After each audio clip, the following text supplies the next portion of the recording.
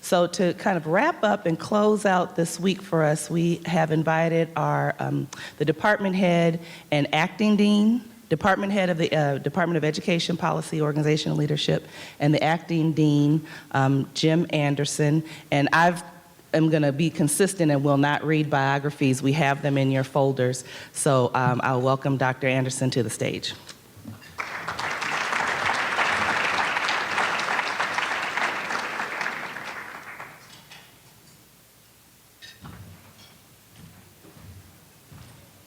I guess there are steps on the other end, right? Probably should have been taking the steps. You never know, you don't make it up here. Anyway, on behalf of the Dean of the College of Education, Dean Mary Calanza, she's in Australia at the moment, and she sends her greetings. As you may or may not know, this is one of the events, one of the things in the College of Education that she's very dedicated to. She actually has worked very hard to keep the Chancellor Academy going. I hope you're having a wonderful time, that it's living up to your expectations. But this is something that we want to keep going to get a better relationship between the college and the school districts and the teachers, to learn from you as much as we can, because this is a time where we need to learn from you and to find out the things that we can do to improve the quality of education in America. It's under attack all the time, as you know. We just got our latest round of beatings with the new report out on the colleges of education and new rankings. Illinois did okay, by the way, but nonetheless, it's quite controversial across the nation.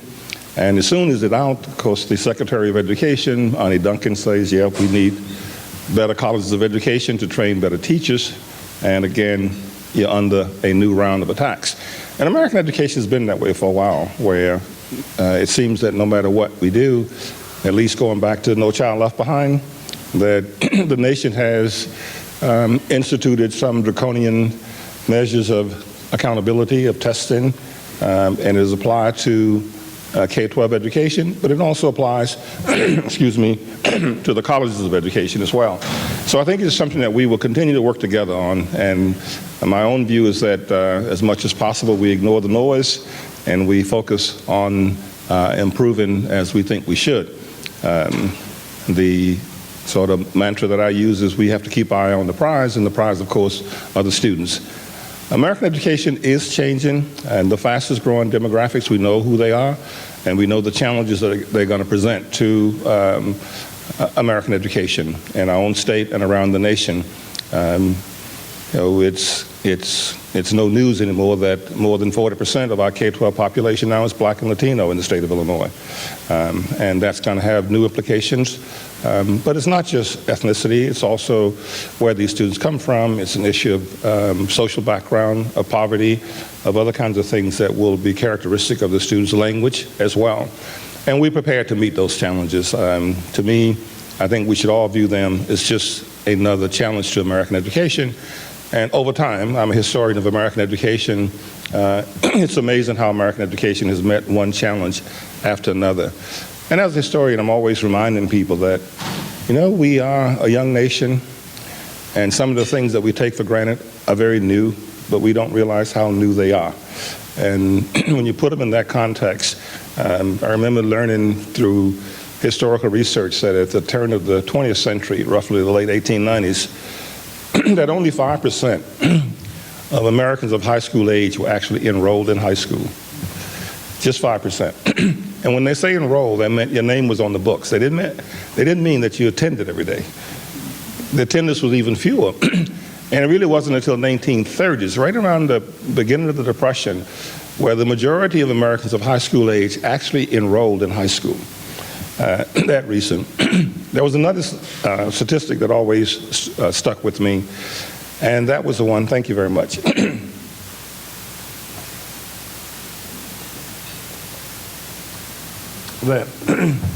There was a study that done of the American civilian workforce in 1950, and 2/3 of the civilian workforce, that is people who were not in the military, in 1950 were high school dropouts.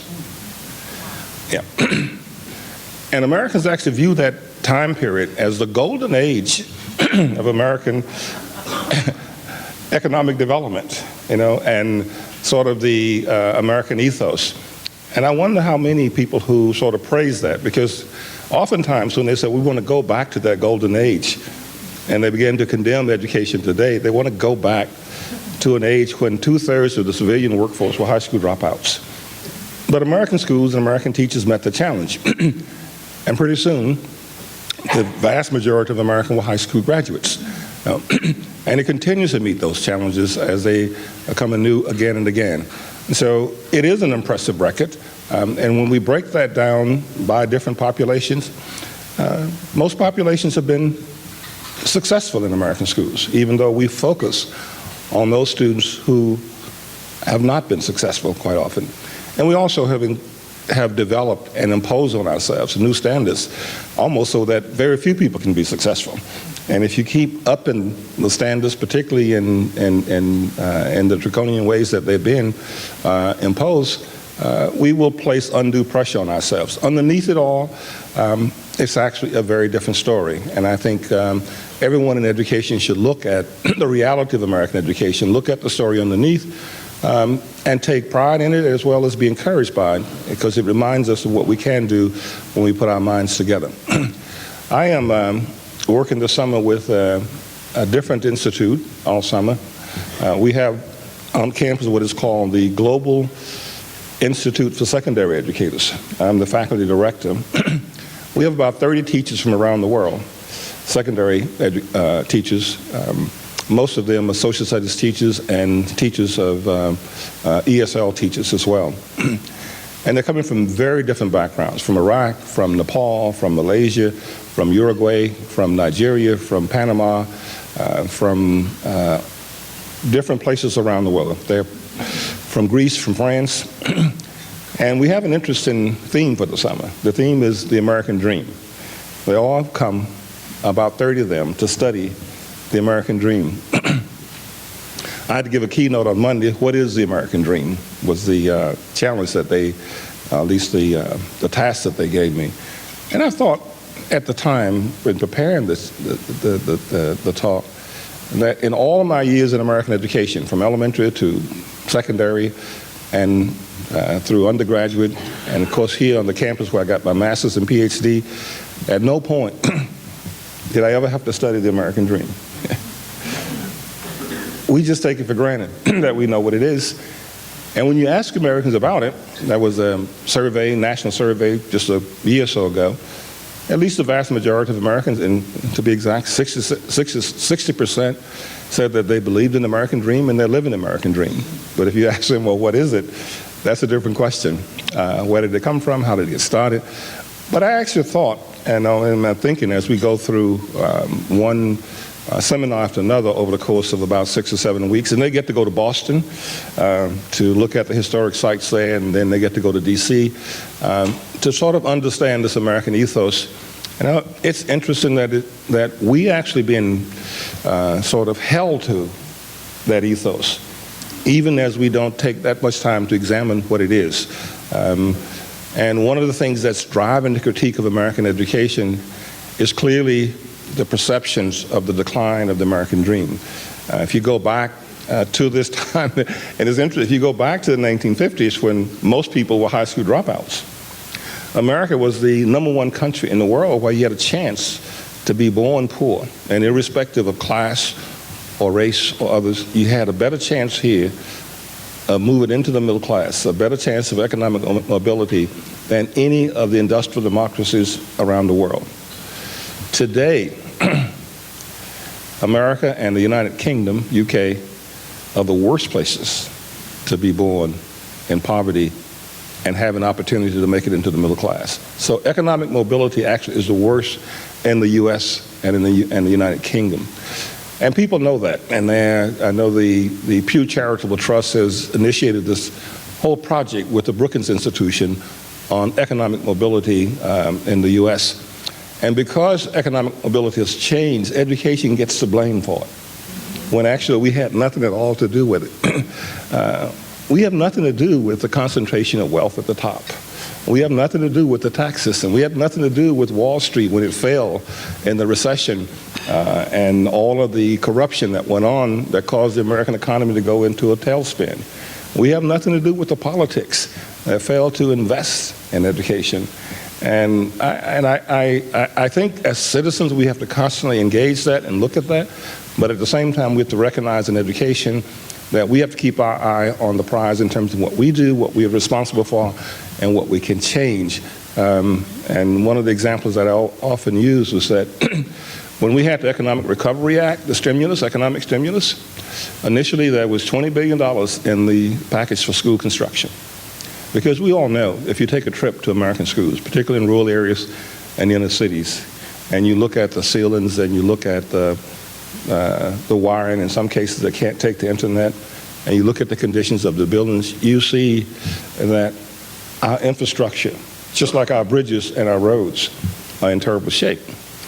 And I had been reading the General Accountability Office studies going back to the 1990s when they simply did a report for Congress and said that in the middle 1990s that the country needed to invest at least $100 billion just to get American schools up to standard.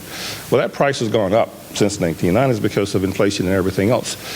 But there was some thought that they would begin the process with the $20 billion component in the Economic Recovery Act. But the U.S. Senate took it out. They wouldn't vote for it. And the answer they gave was that school construction is a local and state responsibility, and it shouldn't use federal dollars to do it.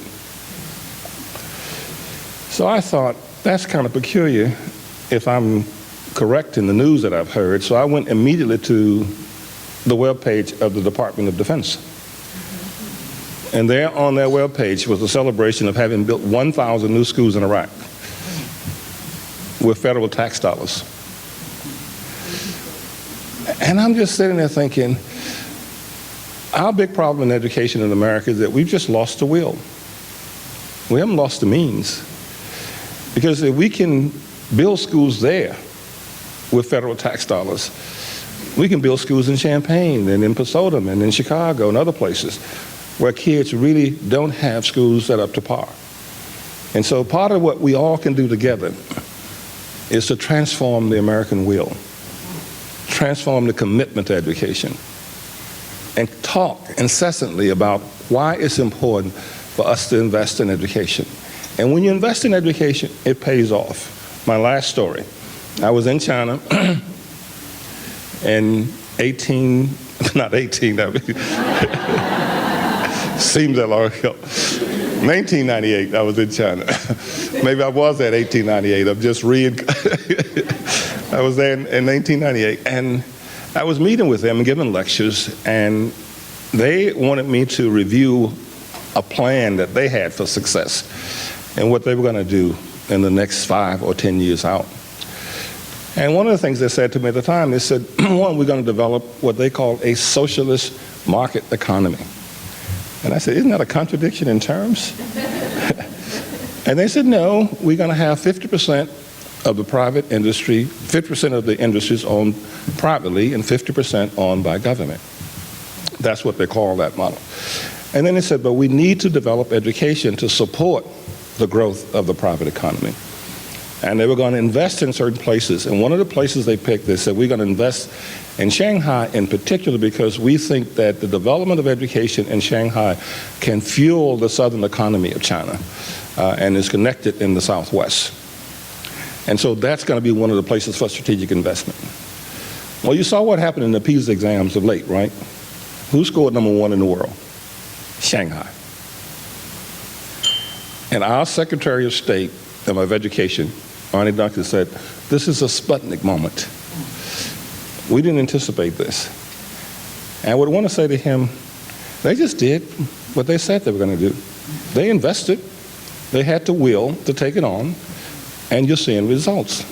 And Mr. Secretary, if we would do the same thing, we'd see the same results.